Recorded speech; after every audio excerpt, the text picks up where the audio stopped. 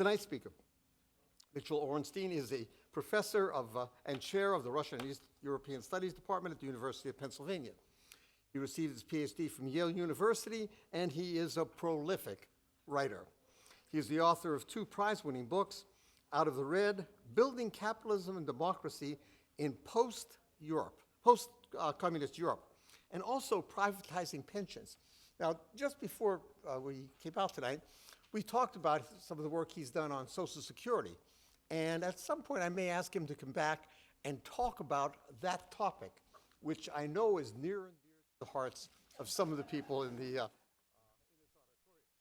Also, of course, Professor Ornstein's new book, The Lands in Between. We have flyers on those, and you can get a little discount as far as that book is concerned. Of course, the subtitle is Russia and the West, and the New Politics of the Hybrid War, which is also the topic of his discussion tonight. So, please join me in welcoming Mitchel Orenstein to Camden County College. Okay, thank you so much. It's a pleasure to be here. I should mention also at the outset, it's great to be in New Jersey. I'm from New Jersey. I grew up in Highland Park, New Jersey. My father was a professor for many years of art at Mason Gross in Rutgers, and it's always great to be here.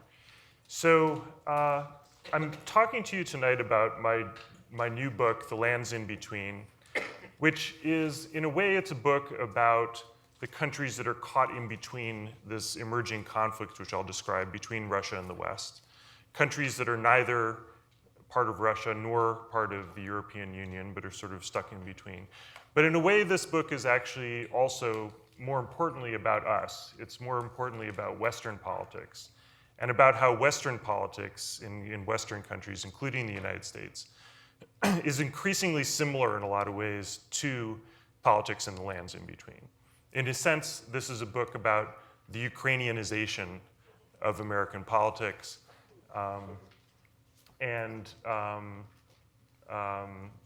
It's therefore something that I think everybody's kind of observing and looking at today. In fact, today you may have noted that there was a kind of altercation of sorts in the US Congress.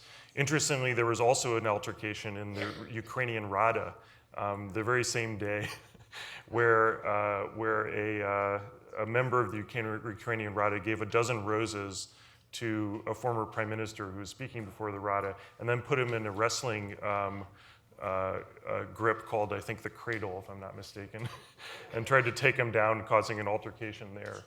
And further demonstrating that, this kind of close similarity between Ukrainian and American politics. By the way, that was not meant to be, when I wrote this book, it was meant to be a metaphor, right? We're becoming like politics in Ukraine, not exactly, Ukrainian politics, right? But in a sense, to talk about that though, I'll get towards this kind of impact that the conflict has had on the West, which is really, I think, one of the key payoffs. But I've been asked in order to do that, I need to sort of explain, I think, what is going on in general, right? What is this emerging conflict between Russia and the West? And then how is it affecting our politics? So the questions in particular are, I like to start with what is at stake? Like why are we even in a struggle with Russia? Why does Russia appear to be acting so aggressively? Sort of Putin effect in part. I'd like to talk a little bit about the tools of Russia's hybrid war, and I'll try and explain that term, and then get to this issue of what impact it's having on us. So because I like to talk for a really long time, and because I'm always worried about, I used to be worried about getting cut off and not being able to finish my ideas. I now just tell you what I'm saying at the beginning. and then I'm safe and Professor Pezzo can cut me off at any point, and I'll at least have communicated the key points. So in essence, what is at stake in this conflict between Russia and the West is that Russia is trying to replace the institutions that create a security space or a political space in Europe with a new set of institutions, with a kind of great power accord in place of the European Union and NATO institutions that really create the whole Western post-war kind of situation in Europe. Russia is acting extremely aggressively because the Putin regime feels existentially threatened by the current setup, which is sometimes hard for Westerners to understand because those institutions, from our perspective, are there to create peace. In fact, the EU was even granted a peace prize, the Nobel Peace Prize, in 2012. But from Russia's point of view, these institutions are an existential threat. And I'll try and explain that. I'm going to talk about the tools that Russia has used to sort of strike back at what it perceives as this existential threat coming from the West, that it uses a wide variety of means, more than are typically widely understood and discussed in the United States, and then talk a bit about the impact it has on our politics.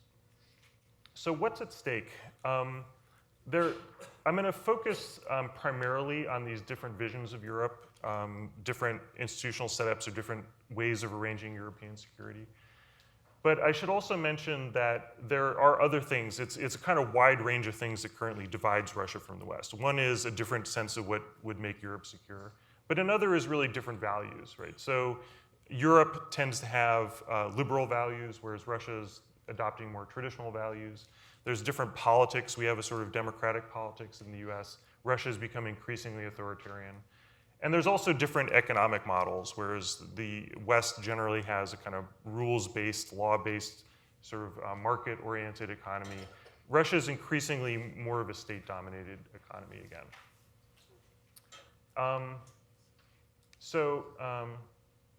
I usually like to start talking about, you start looking at maps. And the reason I show maps up here is because I really like maps. I like looking at maps. I've always enjoyed sort of looking at different spots on the maps and trying to imagine what's going on in these places at that time. But the more I looked at maps over a long period of time, I realized that maps betray always the kind of political vision of the people who wrote the map, the map maker. And I just want you to think about these maps from that perspective right now. What does this tell you about the politics of the map maker, right? So one thing I would just point out about this, and I hope I can find my little pointer on this thing. I hope there is one. Oops, that didn't work. No, that wasn't good. Okay. In any case, one thing I would note about this map, if I were to ask you what this is a map of, most likely you would say it's a map of Europe, right? And I think to Western eyes, this looks a lot like a map of Europe, right? And what you see is that the European countries are those ones that are blue, right? They're this bright, really attractive shade of blue. And that's pretty much what we would decide is Europe. Right? I would point out, however, that from Russian perspective, this map might, not look so great, right?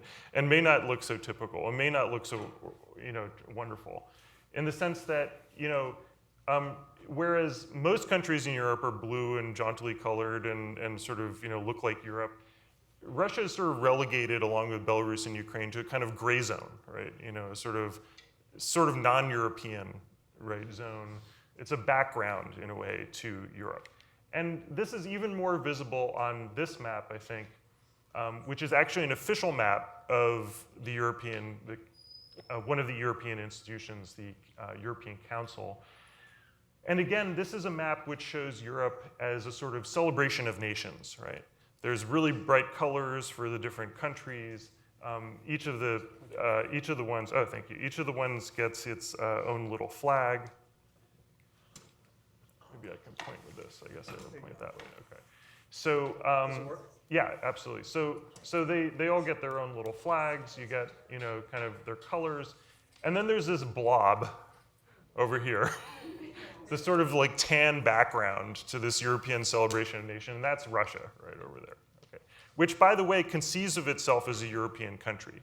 So you can imagine from Russian eyes that these maps might, you could imagine why they might take offense to that.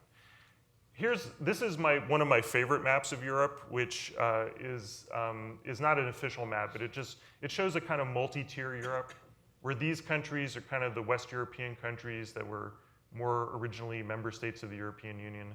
Then there's a kind of second-tier Europe, which is the newer member states of the European Union that joined in 2004. And then there's a kind of third-tier Europe, which is the European Union member states that joined in 2007 and still have some sort of problems, and Turkey. And then Russia in this map is kind of like fourth-tier Europe, right? It's a fourth-tier European country. And I think that that has to be kind of galling from Russia's point of view, which prefers to see itself in this kind of setup. This is the more a map of imperial Europe in the 19th century, where Russia is one of the major European powers, up there with the Austro-Hungarian Empire, the German Empire, French Kingdom of France, Kingdom of Spain, Kingdom of Great Britain, and of course the Ottoman Empire at that time, before World War I. So I put this up just to say that from a Western perspective, the kind of map of an EU Europe looks very natural and is very good, because we think that our system has worked really well and it's wonderful. But from a Russian perspective, they would kind of prefer to see a Europe which is a kind of great power Europe, in which if you got rid of the European Union or NATO, or downgraded them very substantially, Russia would once again, in their opinion, be one of the great powers in Europe, and would be co-equal with Germany, with France, with Great Britain, and would not have to bother with a lot of the smaller countries that they don't think are really at their size and stature. In fact, at this time, Russia was more comfortable, and a lot of the security arrangements that Russia has suggested are very similar to those of the Congress of Vienna, which is an historical period that occurred after the Napoleonic Wars. You may remember that, or recall that Napoleon conquered a lot of Europe and then was defeated. And after his defeat, the great powers of Europe got together at a Congress of Vienna and said, look, we don't want so many wars. We want to have a peaceful coexistence. So we're going to have these periodic meetings where we meet the great powers, actually the Christian great powers of Europe, because the Ottomans were not invited because of being Muslim. And we're going to meet periodically and arrange how European security will work in a kind of series of meetings and conventions where the great powers will make the decisions, and the smaller powers, which anywhere were subsumed into these multinational empires, don't really have much of a say. So the security problems of the day, for instance, were there's a rebellion. The Italians are rebelling. They want their own independent state, right, or unified state. So we're going to, Austro-Hungarian Empire is going to come and put down this rebellion of Italians, right? And they'll get help if they need it from the Russians or from Germans or whomever. Or the Poles are rebelling, right, in the Russian Empire, and we're having trouble with that, so we need your support with that, et cetera.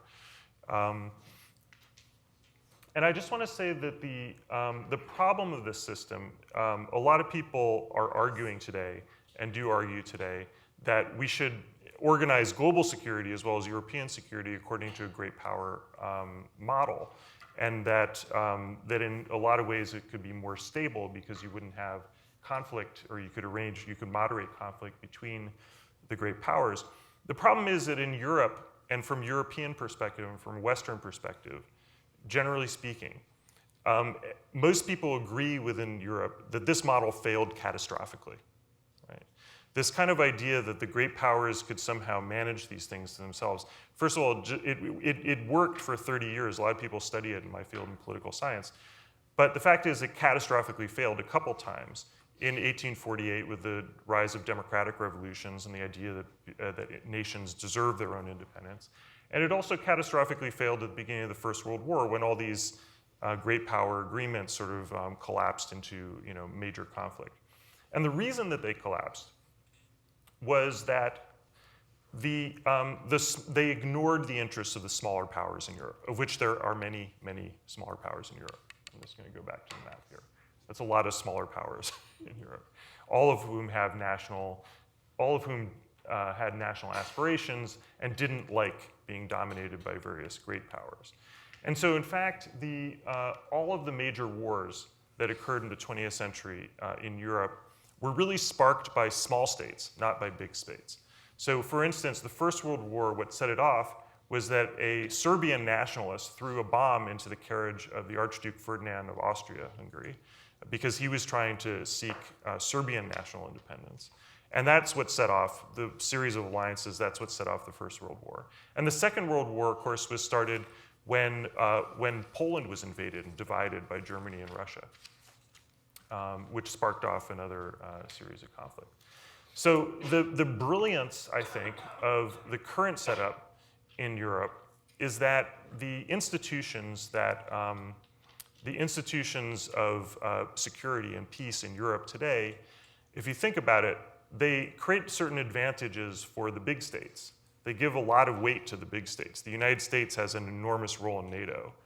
But they also create, and Germany within the European Union, but they also give a huge amount of rights to the small states. Arguably, actually, they overrepresent the small states to quite a big extent. Let me just give you one example of that. Think about NATO. NATO, as you know, probably is structured in that there's a sort of all for one for all kind of situation, right? If one state is attacked, everybody else responds. But who benefits from that more than a small state, right? It's the Estonias and the Netherlands, right, that really benefit from that, because if they get attacked, they might be quite vulnerable, but the US and Germany and everybody else backs them up, right? So these arrangements work not only from the point of view of the large state, but also the small state. Similarly, within the European Union, although it's often said, and fairly truly, that Germany is the predominant state within the European Union now, and Germany and France kind of, have been an engine of that arrangement for quite some time, and maybe again once Britain leaves. The fact is that the small states get a lot of representation within the European Union.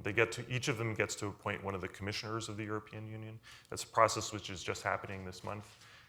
Basically like a cabinet, so one of them from each country. So you're represented, even if you're a very small country, you're represented in. And in fact, in a lot of decisions in the European Union, there's a unanimity principle of voting. So even one state, in theory, can hold up the whole show. So I think that's, I say that because that explains why, from a Western perspective, they're not very happy. They're not immediately very thrilled with the Russian idea that we should move to this more great power Europe. Because from a Western perspective, it's been tried and it's failed. And there's this incomprehension, I think, on both sides, where the Russians don't really quite comprehend why the EU exists and why Germany prefers it. And from the West, we don't really quite understand that they still believe in this kind of great power mode of decision making. This is just another picture, you could probably recognize from Yalta 1945, I think, or 44, of a kind of Russian idea about how great power politics should work in Europe, that Russia should be at a table together with the leading powers of the day making decisions over the heads of other powers. So I want to talk a little bit about the values and the value differences. I pull a lot of random things off the internet that I just find as interesting or striking images. So you have to forgive me. I don't always necessarily know where they come from. I'm not talking about this image, by the way. I'm talking about the next one. But this, I think, comes from some generic attempt to explain European values, which is something people talk about a lot in Europe. And this is somebody trying to give, probably an European institution saying these values are freedom, respect for human rights, equality, democracy, rule of law. Probably pretty similar to American values, essentially. This is a person wearing the sort of flag of the European Union on their face. I just thought that was interesting.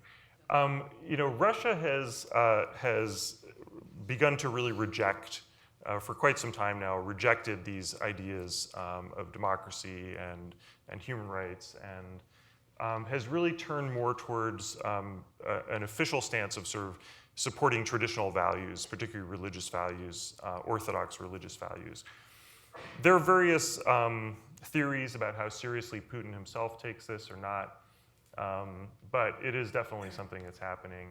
I just thought that this is also a ridiculous image I pulled out, and A, know if it's true, or B, where it comes from, but I just thought it was kind of hilarious, you know. But it's like, this is the type of rhetoric that you hear around values, you know, within Russia and some of the other former Soviet states, that, you know, basically the West has become degenerate, right, and needs to be saved, you know, through sort of traditional values. So, and the sort of one of the big symbols, I think, for Western degeneracy is Conchita Wurst, who was the Eurovision Song Contest. How many people have heard of the Eurovision Song Contest? So not too many. Anyway, in Europe, there's a huge song contest every year where each nation nominates one song, and then they kind of have a competition, or the performers all come together in a particular city, they all sing their songs, and everybody mostly laughs at these songs, but some people take it really seriously, and for Russia, it's kind of serious business, because one of the things that they really, really, really, really want is to win the Eurovision Song Contest, which has been denied to them quite for some time, even though they believe they have the best pop music in the world. And so I think it was particularly galling for them in 2014 that this guy, Conchita Wurst from Austria, I believe, won the Eurovision Song Contest. Because she wrote, you know, I'm not totally sure about what the proper terminology is here, but, you know, cross-dressing, the idea of the cross-dressing sort of, you know, performer, you know, wearing women's clothes and a beard, you know, would win this is just like, for them, a perfect symbol of Western degeneracy. Right. When you come to the, you know, sphere of politics, it's, they also, you know, under the Putin official rhetoric, I think, also believe that the Western democracy is, first of all, a sham, or second of all, sort of degenerate in its own way. And Putin's Russia has become much more authoritarian. I'll go into a little more detail of that later, but basically it's become an authoritarian country where the elections aren't really elections. They definitely have elections, but you always know who's gonna win the elections, and the fix is in.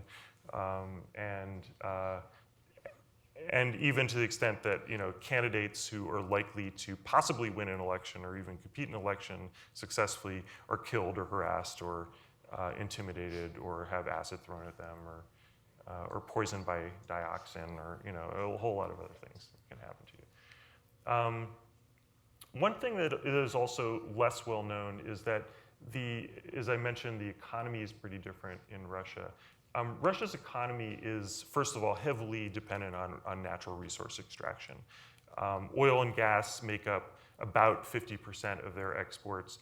In addition, then they have minerals, which make up another 10 or 20%. So everything that they're selling abroad on the world market is basically stuff they dig out of the ground. And those industries, by and large, have been nationalized in some way or another and are controlled by the Russian state. So basically, it's a state-dominated economy where there's kind of a pyramidic structure with Putin kind of at the top and different sort of oligarchs, you know, in the system who sort of pay fealty to one another, and eventually the revenues, you know, at least a portion of them go up to the top. So it's a kind of, it's called a sistema, and I can go into more depth than that. So these are the ways that the differences that exist. The key difference is, of course, there are different sorts of regimes with different visions about how European politics should work. And so what does Russia really want to achieve right now? Its main objectives, as I see it at the present time, is to undermine the European Union and NATO, to split the United States from its traditional European allies, to infiltrate political processes, not only in the US, by the way, but really I follow politics in maybe 20 countries in Europe, and to elect pro-Russian leaders, to turn world public opinion against the US, and then to be treated as a great power. And I've heard several Russian scholars presenting on this point. It's not clear exactly what that means, to be treated as a great power. But again, I think it largely, there's sort of important element of it of being you know, recognized as a major power in the world that possesses a co-equal nuclear arsenal, but also just given, I think some part of it is also symbolic. They just want to be invited. They want to be at the table when important decisions are happening. And so to be seen to be treated as a great power is also kind of important. So another big debate, I should say there are debates about this too. Not everybody always agrees with this, right? I mean, a lot of the reason I try to give this talk is because there's a lot of disinformation out there, and a lot of people, A, think there isn't any sort of conflict between Russia and the West, or B, it's overblown, or or don't really know exactly what's going on with it. So that's why I start with this stuff, to tell you my perspective on that. But I also want to try to address this question of why did this happen? Why did it end up that Russia ended up in this conflict with the West, when in fact under the Yeltsin period, Russia was a really close ally of the West, right? If you remember, those of you who were around after 1989 or 91, with the collapse of the Soviet Union, the first governments, first the Gorbachev government and then the Yeltsin government were very pro-Western in their foreign policies, right? And that's why Yeltsin was invited to join the G7, which became the G8 when Russia joined, and to be at that top table, actually, of world affairs to discuss with the major Western powers. So the question is, why did Russia, then about 15 years later, turn against the West? And in academic literature, there are three types of explanations, I would say. So one is the Putin Effect, I guess, idea, which is that it's really all about Putin. In other words, that Gorbachev and Yeltsin were different than Putin, who was a KGB colonel, and he had a certain set of ideas. And those ideas ended up becoming the dominant ideas in Russia, and it's all about him.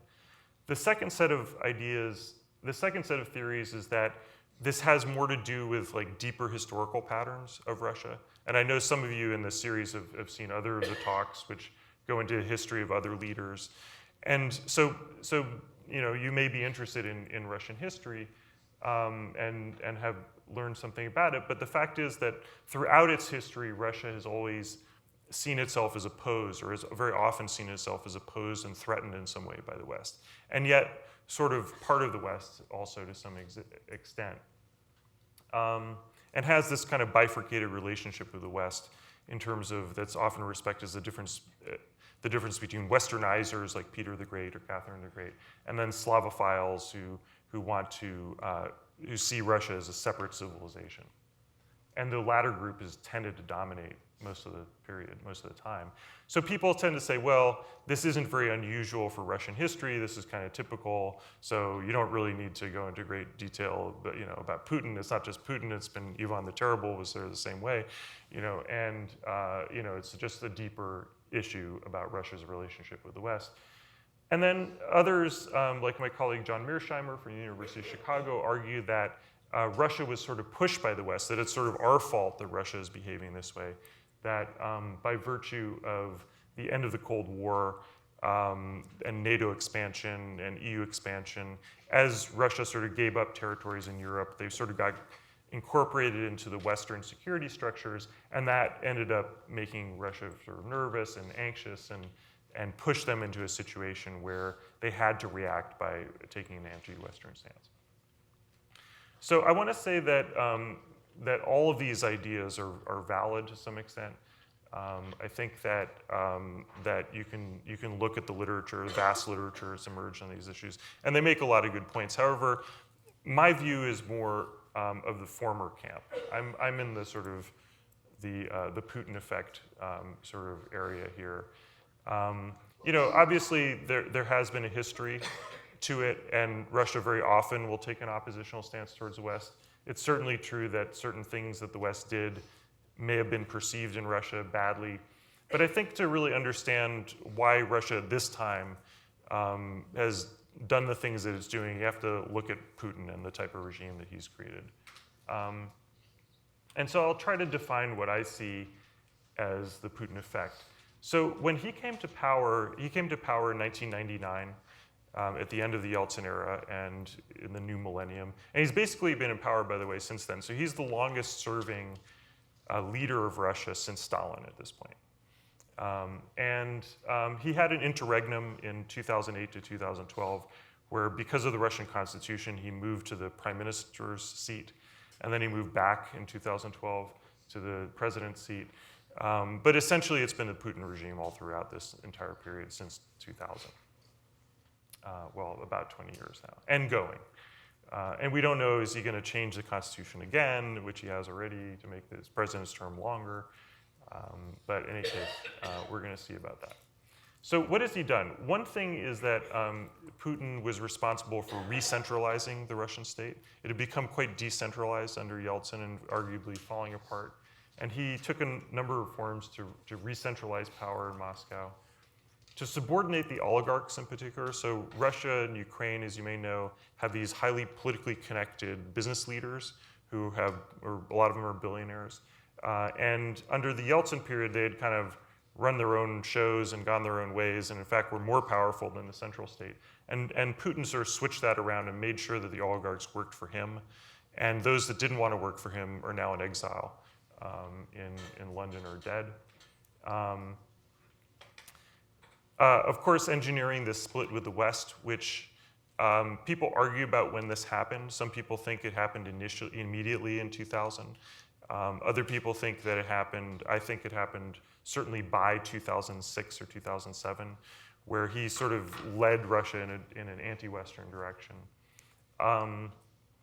There's a kind of vision of Russian exceptionalism that's behind this, that Russia is not, the reason Russia can't be integrated into the West as a normal sort of Western power or European power is because Russia isn't really European, actually, right? And there's the official ideology in the Putin administration by his sort of propagandist Surlov is that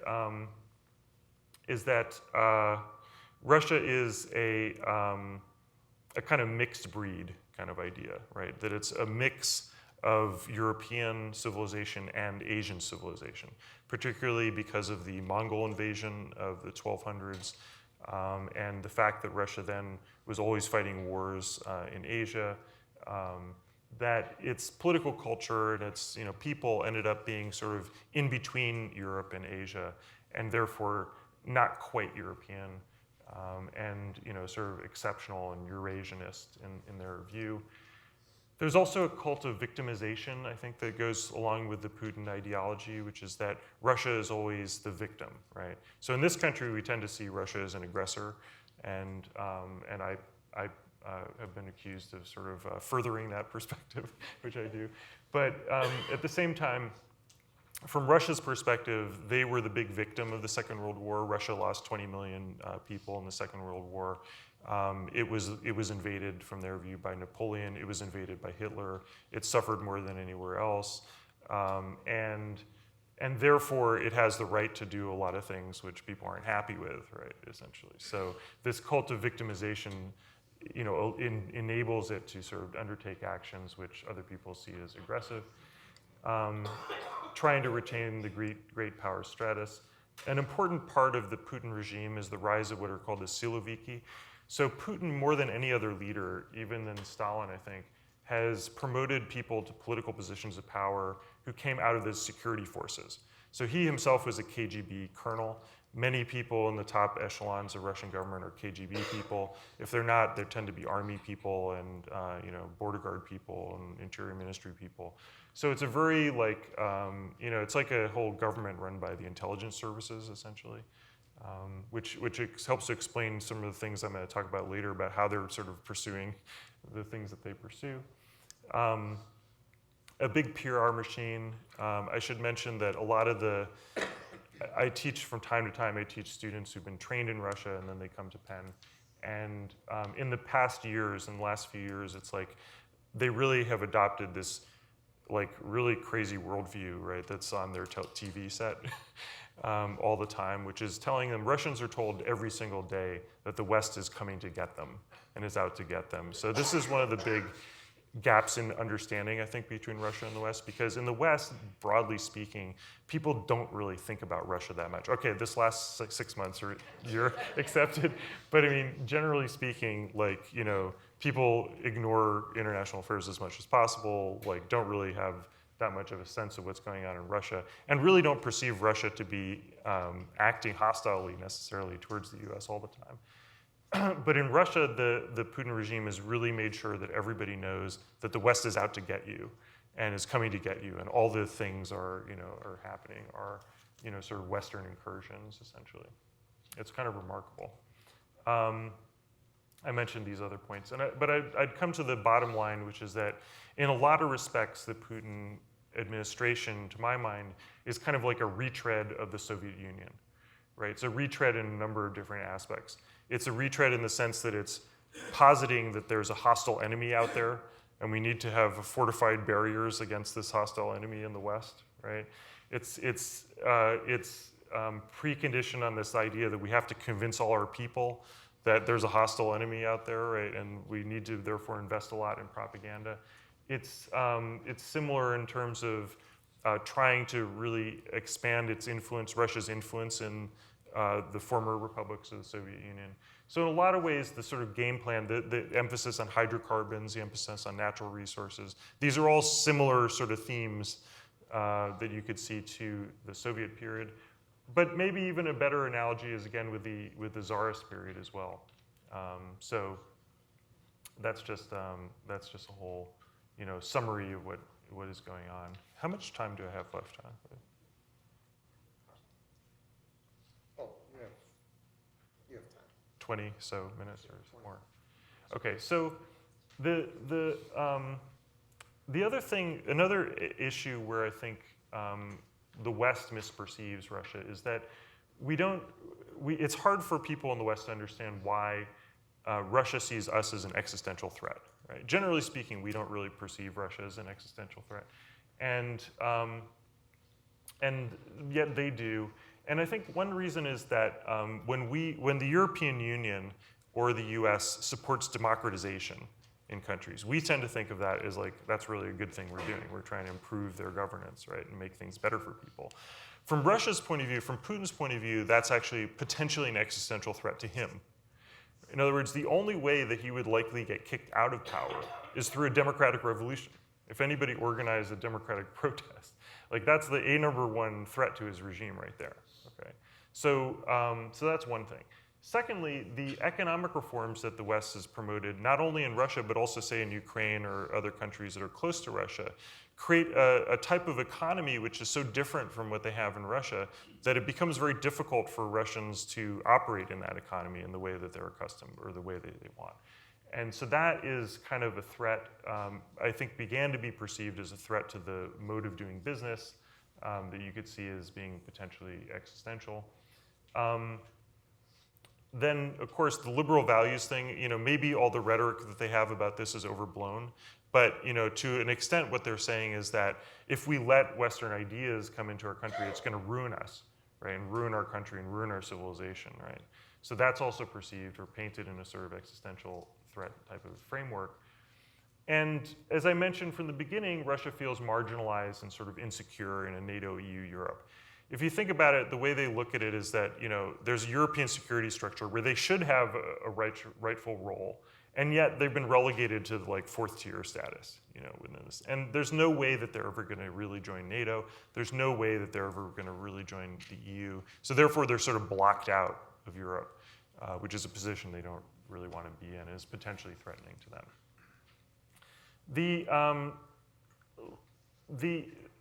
What's interesting is that Russia began to have this perspective, this anti-Western perspective, and began basically to start a kind of conflict in a way, or sort of to fight back against what they saw as an existential threat coming from the West, probably around 2007. And they've done it, though, through a variety of methods which are not totally obvious. This is partly why we didn't perceive it very quickly and still have a lot of questions about it, is because, in fact, a lot of the ways that they're trying to do it are subterfuge, and therefore very hard to understand, that you don't see them immediately. So one that has, of course, everybody should have heard about this, is that Russia's engaged in some type of information warfare in the West, has spread a lot of disinformation, has sought to undermine trust in Western institutions, in Western politicians, or political institutions, but also racially and other sorts of ways, and also by framing issues in ways that cause people to have more conflict not necessarily creating conflicts that didn't exist before, but exacerbating them, making use of conflicts and making them worse. As well as, of course, computer hacking. I think that nobody in this room should be, I hope that if I asked who has heard that Russia has ever engaged in computer hacking, like everybody would raise their hands, right? I mean, this is pretty well known. I know even businesses in New Jersey are subject of computer raiding, sort of, and extortion that they do pay. Those are pretty well known in part because those were the subject of the Mueller report, and you can read the Mueller report online. A lot of people have. Less known, so I'm not going to say too much about them. A lot of people have heard about that. So I want to talk about some of the lesser known aspects of this. One is party finance. So you see that in, and I'm not just talking about the US here, I'm talking about everywhere in Europe, really. But if you look at France, or you look at Germany, or you look at Bulgaria, or many other countries, Britain, what you see is that Russia also tries to finance parties, usually on the extreme right or the extreme left of the political spectrum, or that try to foment disinformation, or to try to raise the profile of extremist parties to kind of put pressure on the center of politics. They've also been trying to recruit governments within the European Union, say, or within NATO, to sort of destroy NATO or the EU from within, right? To sort of say, oh, if we recruit, sort of Hungary or Greece, who are sitting in the European Union, as our mouthpieces within the European Union, then we'll have a seat at the table in a way. We'll have our views represented, or we could kind of take apart these institutions from the inside. If the loudspeaker is loud enough, we can deteriorate trust there. Another thing that sort of happened is, a lot of the things that Russia's been doing, you could say, are subterfuge, and they don't rise necessarily to the level of what we would traditionally call as warfare, right? But I would point out that there have been a certain selective use of limited forms of violence. In particular, there have been targeted assassinations, not so much in this country, although there have been some, mostly of defectors. But most prominently, the Skripal case. I don't know how many people read about that, but there was a former Russian spy who had become a double agent, and then he was caught, and then he was traded to the UK in exchange for some other spies. And he was living out his life in Salisbury in the UK until he and his daughter were attacked with a VX nerve agent, which was the first time that Russia had used a chemical weapon in a Western country, and it pretty rattled the Brits. And then more recently, there was a killing of I think a Chechen person. What's that? It's Unit 29115. Yeah. So they killed somebody they didn't like in Berlin recently in a park, and happened to be caught, which is embarrassing. But and then there are also a lot of threats. So one of the ways that Russia is trying to challenge the West is to sort of threaten nuclear war. You may have noticed that President Putin made a big deal about a few months ago of saying, Russia has all these new nuclear weapons that are hypersonic, and so they can come and hit American cities. We'll launch them from our submarines. We don't know if they really have these submarines yet or not, but they can launch them from submarines off the coast, and they'll hit any major American city in 4 minutes. And this is a sort of response to what they see as a kind of our nuclear missile defenses that we're building in Europe. So this is, I think it's fair to describe this as these techniques. There's a lot of terms for all these different techniques, but I think it's fair to describe them as kind of hybrid war in essence, right? The idea being that there are a bunch of different techniques that are that are below generally what we would see as the sort of threshold for violent conflict. Right? That's because Russia realizes it's not as powerful as the West, right? And isn't going to win a war in which there's an out-and-out, sort of military conflict. But it wants to achieve its objectives, equal objectives of destroying Western institutions and demobilizing and making totally ineffective Western power structures by demobilizing these things from within, and is using these hybrid warfare techniques. So that's the ultimate purpose. The ultimate purpose is to sap the will of the enemy to do anything, and therefore make yourself a lot more safe by virtue of sending your enemy into total disarray, so that they're never going to actually be capable of waging a war against you. And you could argue that they've been fairly successful. Okay, what have been the Western reactions? Interestingly, by and large, the West did not react in 2007 when Russia began doing these things. And it took about 5 years for the Western powers to even realize they were being attacked, right, and to do anything about it. Basically, the time when it began to dawn on people that this was happening was in 2012 when Putin came back to the presidency. I think until that point in Europe, they'd assumed that he was sort of like checking out Medvedev, and Medvedev would take over, and then Russia was going to move in a more liberal direction. That didn't happen. Putin came back, and that's when Germany, I think, in particular, realized that they'd a little bit been betrayed. And then, of course, the big turning point was the invasion of Crimea, Russia's invasion of Crimea in 2014, which happened right after the Sochi Olympics. And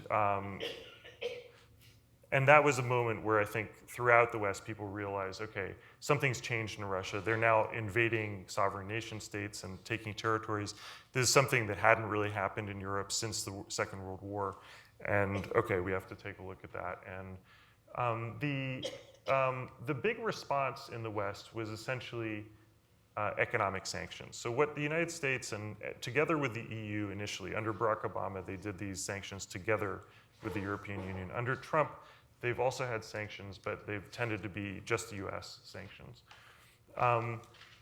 What they intended to do were two things. One is to sanction particular individuals who they thought were responsible for Russian actions and preventing them from traveling to or doing business with the West or holding bank accounts in the West. And the second thing they tried to do was to sanction certain sectors of the Russian economy, particularly finance and oil exploration, which basically prevented Russia from accessing Western banks and Western money for their industries. And basically plunged Russia into a recession that lasted for 3 years from 2014 to 2017. Now they've come out of their recession and they're growing a little bit, but it's vastly dampened their growth rate. So they're growing at a piddling sort of pace right now, but compared to other developing countries, they're growing very, very, very slowly. And it's caused a lot of problems for Putin. His support is declining. People had expected that he was going to raise economic growth as he had since 2000. And this has really presented a huge political problem for him. In addition, there have been military measures. The NATO has an enhanced military presence in the Baltics and Poland. It's pretty symbolic in size. I think that right now we have about 4,500 troops total, not just US, but a multinational force that is trying to sit in the Baltic republics and Poland and indicate to Russia that if they do choose to invade those places, they would immediately be fighting with the Western powers as well. And also this important issue of military assistance to Ukraine. I don't know if anyone's heard about that. There have been some questions around it recently, but in essence, interestingly, this hasn't been reported too much, but it actually, this did not take place under Obama. Obama generally believed that they didn't want to provoke Russia that much by giving weapons to Ukraine. But under the Trump administration, they actually initiated this program, which they then took away, apparently, in exchange for trying to put pressure on Ukraine to investigate the Bidens. So, so that's a whole other story we can discuss maybe in question and answer. But I want to say that the result of this all is that is essentially the picture I'm telling you is that there's a fundamental conflict going on here, that Russia decided to take aggressive action in about 2007 to undermine Western institutions. It took the West a long time to really realize what was happening. In fact, I feel when I give this talk very often that many people still don't totally realize what's going on, which is partly a success, right? And then, but nonetheless, in 2014, the West did take pretty decisive action against Russia that has been extremely painful for Russia and has hurt the Putin regime a lot. And yet, where are we at today? We're at a point where the conflict is only intensifying. They haven't backed down, and we haven't backed down. Nobody's backed down, right? All that's happened is that things have gotten worse and worse, and this has created worse problems, more difficult problems particularly for the countries that are stuck in between Russia and the West, the Ukraines and the Moldovas and the Belarus. It's intensified pressure. But it's also created similar problems in the West. And if I have any more time, I would go into that. How much time do I have, John? What do you say? None, or like?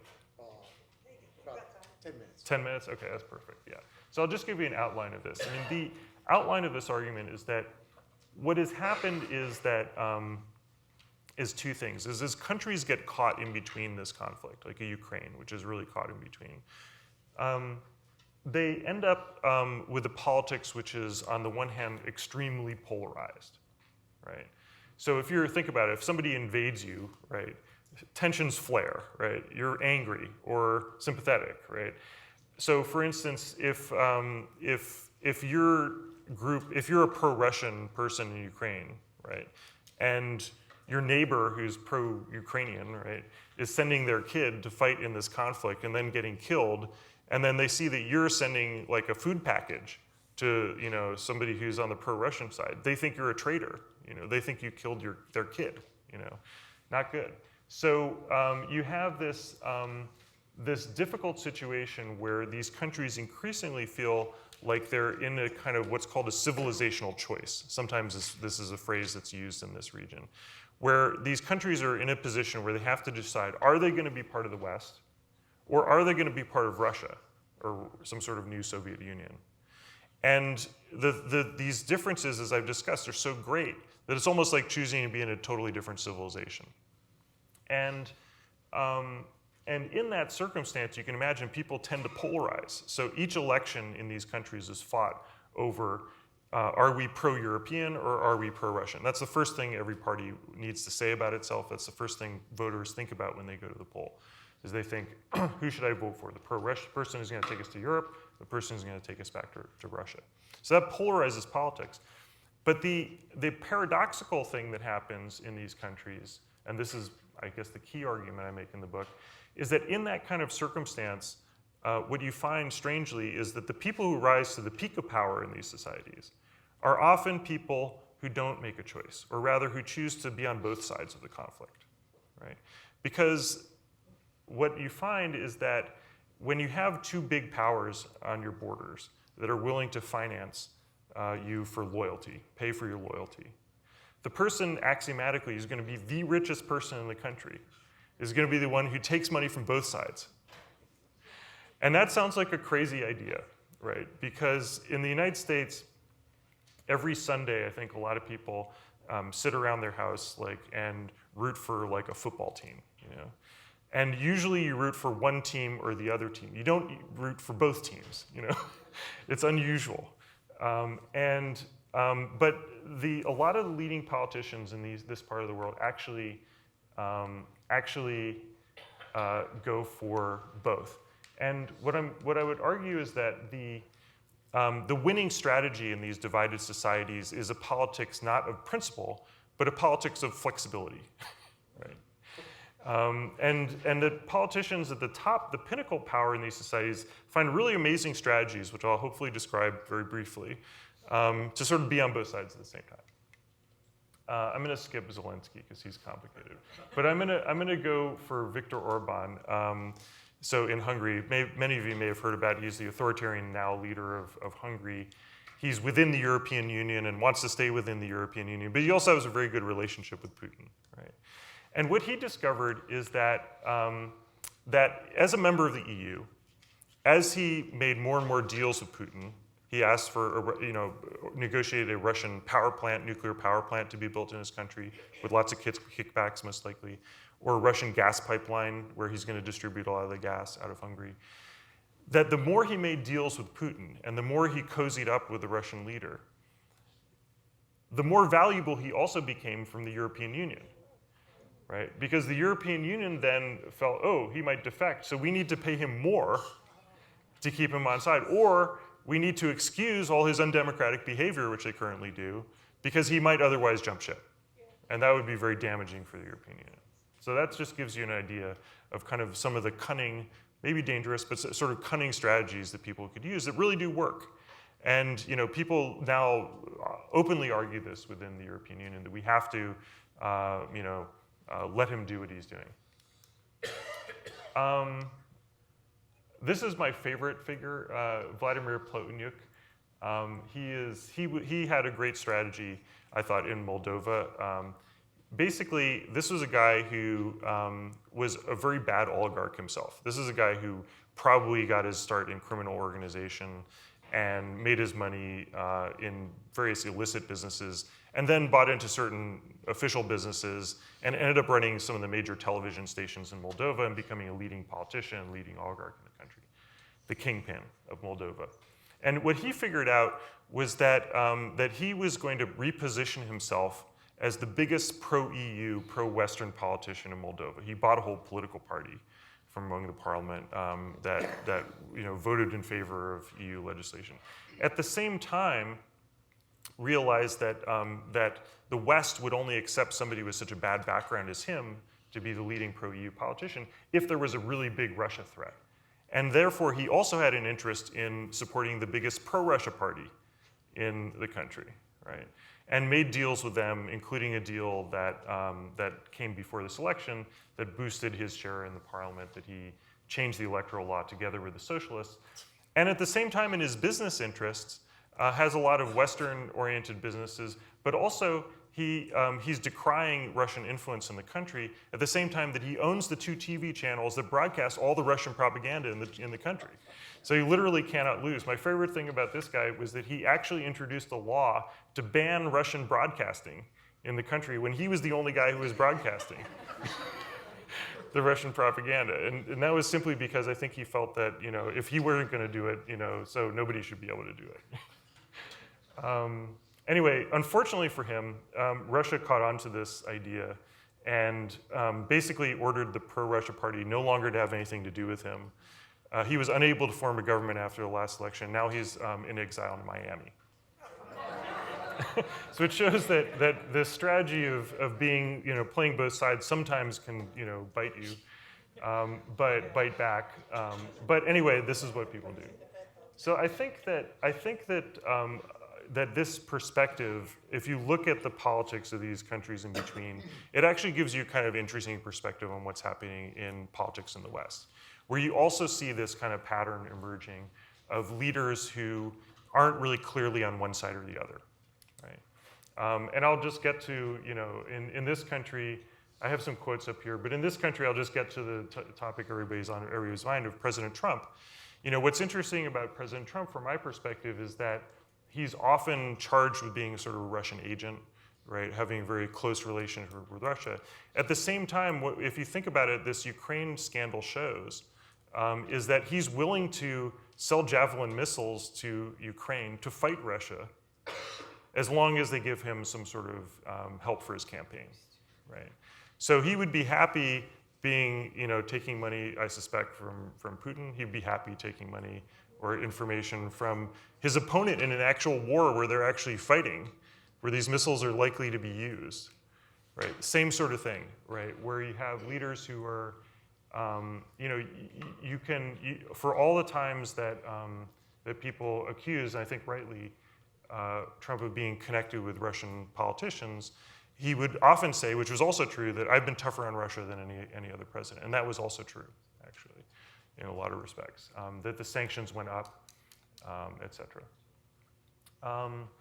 So the bottom line in the book, the tagline is sort of, we're all lands in between, right? And this weird politics of these very strange, far away and vulnerable countries in the middle of Europe, the far east of Europe, which seems so exotic to us, actually has become increasingly our own politics. And therefore, the reason I wrote this book is simply to say that, as somebody who has studied these countries and looked at them for quite a long time, teach about them for a decade or more, that I thought I had something unique to sort of bring to this conversation in the U.S. about what is this disorder in our politics. And it's this, is that as we increasingly are becoming enmeshed in this conflict, in a very tough, hard-fought conflict, that we're also lands in between. And that's where I'll leave it. So thank you so much.